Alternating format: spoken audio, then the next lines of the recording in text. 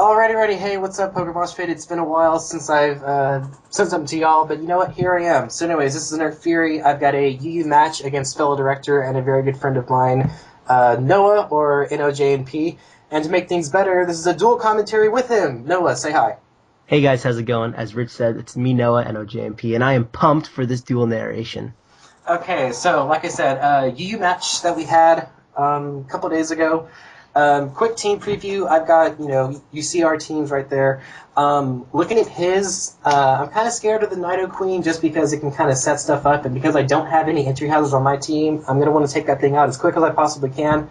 P2 is going to be annoying. Raikou, once I figure out its set, isn't going to be that big of a deal, but before I know what its set is, I'm kind of, ambiguous about it. Everything else I'm not really too concerned about.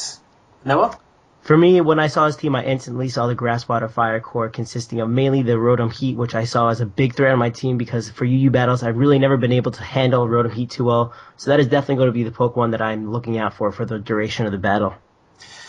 Okay, and without further ado, let us go ahead and embark on this fun battling quest.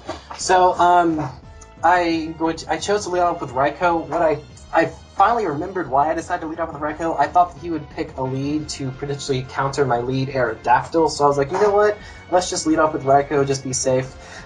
He does opt to lead off with Nido Queen, so that's kind of, not that good for me. Can't really hit it that hard, so I'm going to go into Road and try and kill it off, and instantly he's setting up his hazards, which is not good for me. Yeah, so I led off with my Nidoqueen because I found out that would be the best option. If I get up with 2 layers of Toxic Spikes, that would really be good against the rest of his teams. I see his Raikou lead, it really can't do too much. If it wants to hit me with an HBA, so be it. And then he brings in this Rotom that can hit me with an Overheat or two. It really can't do too much. And in return, while I counter it fairly well, it would be able to counter me very well. As you're going to see, I'm going for the Ice Beam right here because that's really the best move I can hit a Rotom Heat with. Yeah, and right here, because he decided to go for the Ice Beam, I'm figuring that he does not have Stealth Rocks. So I know that because the only kind of entry hazards that he can possibly set up on the remainder of his team is those Toxic Spikes, I know that my Rotom is going to be able to come in here, switch in and out freely, not have to worry about taking any residual damage at all, and pretty much just be the main, powder the kisser for his whole team. So Porygon 2 comes in, don't really want to stay in here and let him, possibly Thunder Wave me or Toxic me. Gonna go up into my Mew and just scout what he wants to do. Yeah, so I knew that this Rotom was either -4 or -6 because of all the overheat, so I can come in safely with my combination of my Bolt Beam attacks. I can really hit any one of his Pokemon pretty hard. I see his Mew right here. I know he's going to go for either a status move. I don't really know which one. I'm thinking to myself, maybe he wants to go for a Toxic, maybe even a Thunder Wave. It shows me it has the Will-O-Wisp right now. I'm like, oh my god, thank you so much. It didn't attack me and hit and land the Will-O-Wisp on me, which was kind of odd because I never really expected someone to go for the Will-O-Wisp, which can damage my attacking stat, even though that Porygon 2s are generally the special attacking Bolt Beam set. So I was pretty lucky there. Going to go into my Raikou just quickly just to get the burn, because I need to absorb a burn somehow and scare his Mew off next turn. Right, so the only real status move that I have on my team is Will-O-Wisp, so at this point I'm just thinking, okay, I need stuff status, I need to start withering stuff down. So like he said, I missed the initial Will-O-Wisp on the Escavalier, which was extremely unfortunate, but 75% accuracy moves that can't hit all the time. I do manage to score one on his Raikou, so I'm going to go into my own Raikou because it's pretty much dead weight at this point because it's a sub-calm mindset, and it can't really do much with a Toxic attached to it. I do see Volt Switch though, so I'm thinking it might be a choice because I didn't see any Life Orb Recoil. And he's going to go back into his Escavalier. So I figure the best thing that I can do is just set up a Calm Mind and just try and do as much damage to this thing as I possibly can before I decide to die off. He actually goes for Toxic, which I kind of thought was a little bit of an interesting move on Escavalier. So, go ahead.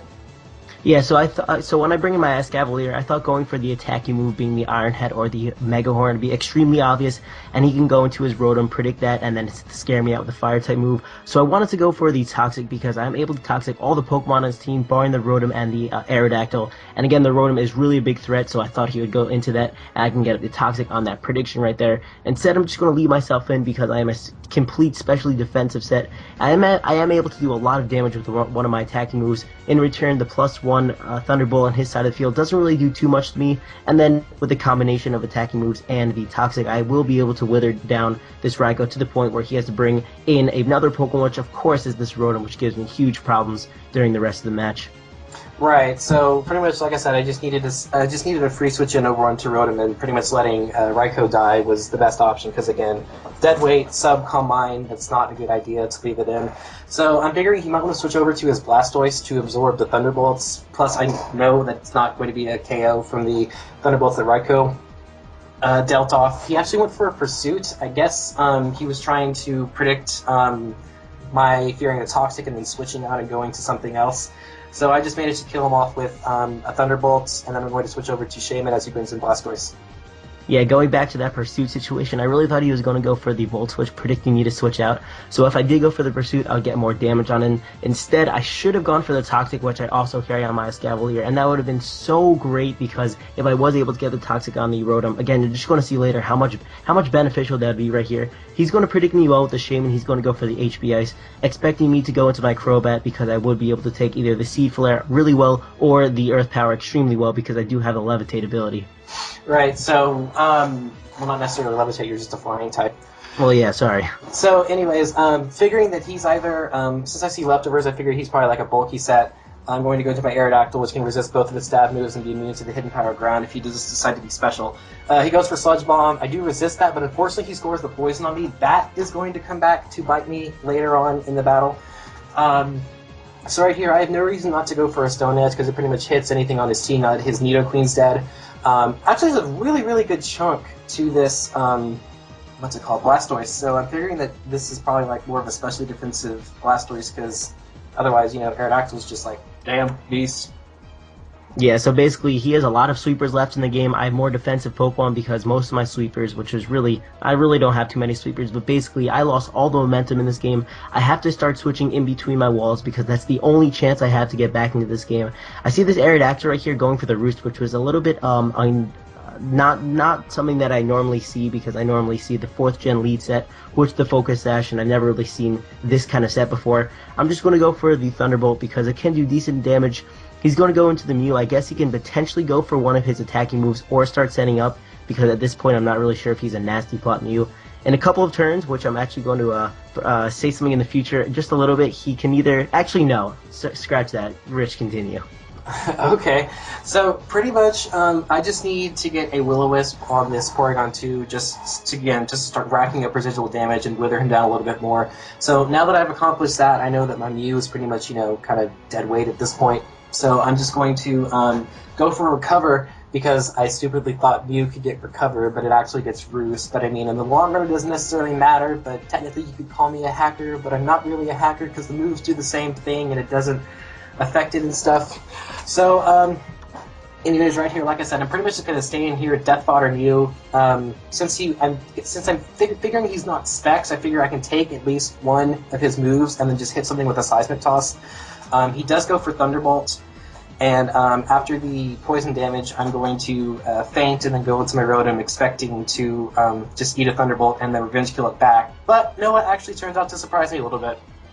Yeah, so I'm actually carrying an Expert Belt Raikou, which on paper I thought it was going to be excellent, but as you're going to see, this Aura Sphere is actually going to do nothing to this Rotom, and I really figured that the Expert Belt Raikou, as cool it is on paper and as much as I try to base the team around it, really doesn't do too much. In fact, I think next turn he will be able to take me out, or with the burn right here, I think I'm actually going to die instead. And that is the situation before I was talking about with the Roost Recover situation with the Mew that I wanted to say. But anyway, Rich is a hacker. It's okay, guys. It's okay.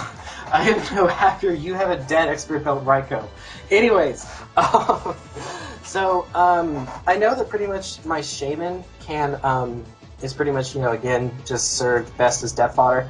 So I'm just going to hard switch out again. I don't want him to get a status on my what's it called, Rotom. I do see that he has Toxic though, which is a little bit nicer than him, you know, having Thunder Wave because, you know, if I'm Toxic, you know, I'm still fast, but I'm still taking residual damage. Plus, I mean, I have Pain Split regardless. So right here, like I said, I'm just trying to just wither this thing down a little bit. Hope and see if I can maybe score like a special defense drop with the 40% chance it gets from Seed Flare. Go for another one. I actually do manage to land one. This puts me in a little bit of an interesting prediction scenario. Yeah, so after he did get the special defense up, it really just brought my momentum completely out of the game because I will have to switch up my Porygon too, knowing that the rest of the sweepers can potentially be walled with my Porygon if I do play it right. So next turn I am going to switch out. I want to go into my Crobat. Basically as Death Fodder, I can't really do too much. I really thought I would be able to predict, and not even the predict, but survive the HP Ice, which he did have a choice between going for the HP Ice and the Seed Flare. Apparently I did a damage calc wrong because I figured that if I went to my Crobat, even if he did go for the HP Ice, I would be able to live. It's going to be a double down in this situation. I want to bring my Porygon too. He's going to bring the Aerodactyl, and basically he could either start attacking me or just stall out my HP via the burn and attacks from him and the combination of the Roost. So, because this is the, for those of you who know it, it's the 4th gen Pterodactyl set that's Life Orb with Taunt and Roost. Because I'm running that set, I'm going to use Taunt, pretty much nullify his recovery moves, and right here, going for Stone Edge was stupid. All I needed was just a little bit more damage. I should have just played it safe, gone for Earthquake, and he's able to just hit me up with a Thunderbolt. And because of the poison that he landed on me earlier, that's going to cost me my Aerodactyl. So risking it for the Stone Edge wasn't necessarily beneficial in the long run because both his last 2 remaining pokes would have both been in KO range from Thunderbolt had I would have just gone for Earthquake regardless. So that was a bit of a stupid play on my part. But, you know, whatever. And then we have this Rotom here, and he does the obvious prediction. He's going to go for the Thunderbolt, which will be able to take out my Blastoise. I did have to switch out my Rotom because I wasn't able to go for Recover. And Recover is the one move that I really need to get a possible win in this situation. I'm going to go into my Porygon 2 as my last Pokemon, I believe, right here. He's going to go for the Thunderbolt in this situation because he thought that if he went for the Overheat, it wouldn't do sufficient amount of damage to me. Instead, as you're going to see, if he did go for the Overheat because it's bigger boosted because of base power, it would have been able to take me out. So in return, this battle is going to be just a few more turns longer because it's going to take longer for him to take out my Porygon 2 now. Oh, I'm such a stupid idiot. I should have just trusted in Rotom and gone for the Overheat. Rotom, I'm sorry, don't hate me. So, but there is a silver lining in this. I know from past battles that Choice Banded Azumarill is slower than Porygon 2. So what I'm going to do is just sitting here and just whack him with Choice Banded Waterfalls until he kills me off. I know that he'll be forced to recover, and I'm just going to try and hopefully get him low enough to the point that I can then just bring back in my Rotom and then just finish him off that way. Yeah, the fact that his Azumarill is slower is really hard for me to deal with because if I go for the Recover here and get a little bit over 50% more health back, he's just going to continue going for the Waterfalls, and either I'm able to take out this Azumarill and bring one more Pokemon of his team out of the situation, or I can just recover up and he's going to eventually kill me off because I believe his Waterfalls is doing more damage than my Recovers. So after this turn, I believe I'm just going to attack his Azumarill. I will be able to take that out, and basically the turn afterwards, he will be able to finish it off with his Rotom. Yeah, so I mean, honestly, at this point, like I said, whacking with another Waterfall, Azumarill's going to die to the Toxic Recoil, and then he's at a point to where I can just bring in Rotom, go for the Thunderbolt, and that is going to be the very, very, very narrow 1-0 victory in my favor. So that was a very, very good game, Noah. Very well played. Good predictions on both sides. A little bit of hacks, but you know what? That's what makes shit fun. Wrap it up. I just want to say thank you to Rich for having an awesome dual narration with me. If you guys on PNP did like this dual narration, tell us in the comments down below as well. Leave a like or dislike if you liked it or disliked it. And tell us if you want us to continue doing these dual narrations in the future. That's about it for me. Yeah, kind of like what he said. Like I said, from the one I did a long time ago with Tony, I really, really enjoyed it. So, and you know, I kind of want to make this, you know, a little bit more popular on PNP. So, like he said, leave in the comments, you know, what you thought about it, what we can improve on, what you thought we did good, what you thought we did wrong, you know, etc., etc. I just want to say thank you everyone for watching. I really appreciate it. If you enjoyed it, come check out my channel. Go check Noah out. He's a pretty awesome guy too. And as always, sub to the Mosh Pit and sub to PokeMoshPit Beta as well. And with that, we thank you, and we'll see you later. Peace. Deuces.